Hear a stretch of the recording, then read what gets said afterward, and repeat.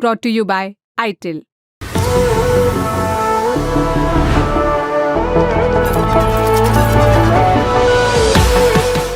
एक cyber crime जो हर स्तर के लोगों को निशाना बना रहा है। डिजिटल फ्रॉड का एक तरीका जिससे आम लोग तो असुरक्षित हैं ही, लेकिन आर्थिक रूप से संपन्न वर्ग इसके निशाने पर ज्यादा आ रहे हैं। ऐसे लोग जो पढ़े लिखे हैं, जिन्हें टेक्नोलॉजी का भी खूब ज्ञान है, उन लोगों को भी लूट रही है साइबर अपराधियों की नई तकनीक डिजिटल अरेस्ट। अच्छा, जालसाजों ने इसे नाम भी बड़ा दिलचस्प दिया है, डिजिटल अरेस्ट। मैंने लगता है कि ये कोई बड़ी लीगल टर्म है। फिर अभी डिजिटल दुनिया को बदलते देख सरकार आए दिन नए नए कानून या बिल्स भी तो ला रही है। व्यक्ति सोच लेता है कि हाँ, हो सकता है सरकार ने अरेस्ट करने का कोई नया तरीका ला लिया होगा डिजिटल इंडिया के बैनर तले, मगर सब कुछ सिर्फ एक फरेब है, लोगों को जाल में फंसाने के लिए और उन्हें लूटने के लिए। ये फरेब और इससे जुड़ी घटनाएं अब इस स्तर तक पहुंच गई हैं कि खुद प्रधानमंत्री नरेंद्र मोदी को भी इस विषय में बोलना पड़ा है। रविवार 27 अक्टूबर को पीएम मोदी ने अपने साप्ताहिक प्रोग्राम मन की बात में इस बारे में बात की। यह एपिसोड मन की बात का 115वां एपिसोड था। इसमें पीएम मोदी ने डिजिटल अरेस्ट के बारे में लोगों को विस्तार से समझाया।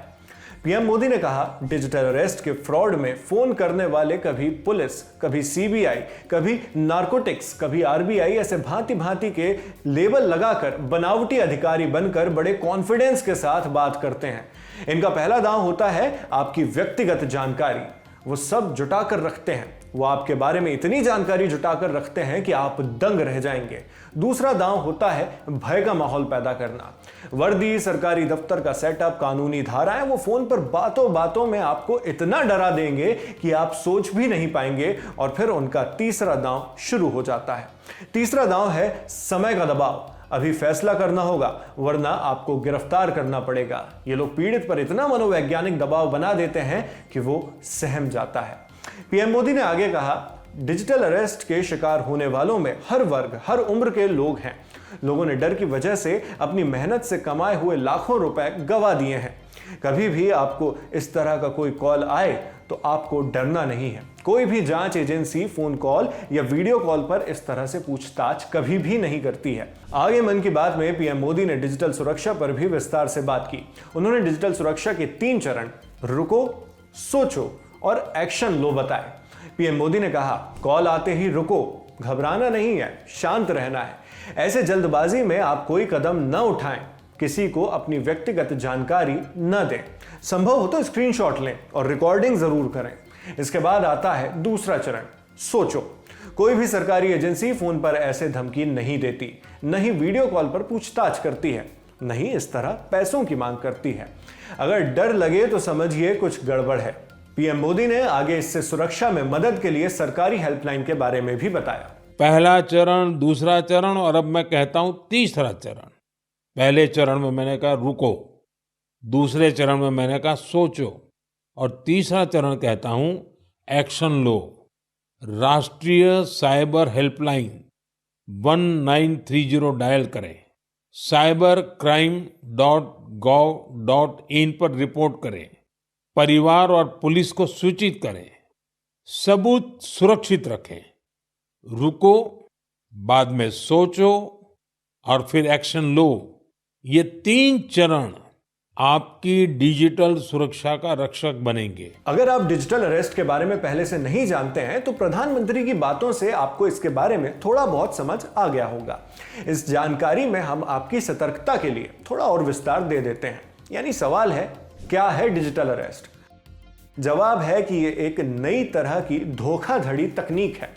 इसमें पीड़ित से पहले कॉल या वीडियो कॉल पर संपर्क किया जाता है, जिस पर पीड़ित को या तो धमकाकर या फिर लालच देकर उन्हें घंटों तक कैमरे के सामने रखा जाता है। कई बार तो यह सिलसिला कई दिनों तक भी चलता है। इसके निशाने पर सबसे पहले होते हैं रिटायर्ड या फिर वर्तमान में काम कर रहे पेशेवर, क्योंकि उनके बचत खातों में अच्छी खासी रकम होती है और वे तकनीकी रूप से उतने अप टू डेट भी नहीं रह पाते।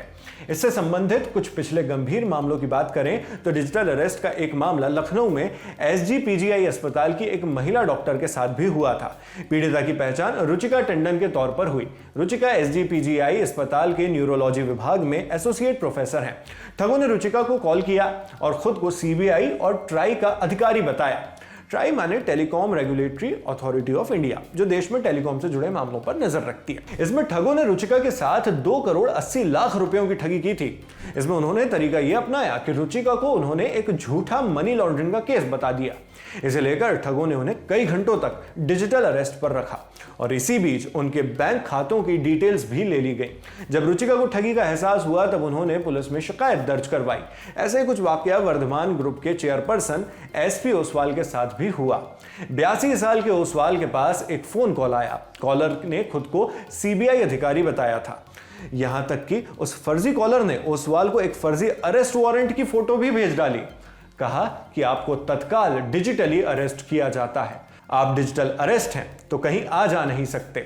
इसके बाद उन लोगों ने ओसवाल के डिवाइसेस के एक्सेस ले लिए और उनके अलग अलग खातों से करीब 7 करोड़ रुपए अपने खातों में ट्रांसफर करा लिए। ये तो सिर्फ 2 ऐसे मामले थे, लेकिन डिजिटल अरेस्ट से जुड़ी हुई खबरें आजकल लगातार देखने सुनने को मिल रही हैं, जिसमें लोगों को डरा धमकाकर उनसे पैसे ऐंठने का काम जोर शोर से चल रहा है। आए दिन किसी न किसी के साथ ऐसे स्कैम की खबरें सामने आती जा रही हैं, जिनमें हो सकता है आपके आसपास के लोग भी शामिल हों। मुद्दे के इतना गंभीर रूप ले लेने के बाद पीएम मोदी की बातों पर आपकी क्या राय है और इस खबर के बारे में आप क्या सोचते हैं, हमें कमेंट बॉक्स में लिखकर जरूर बताएं।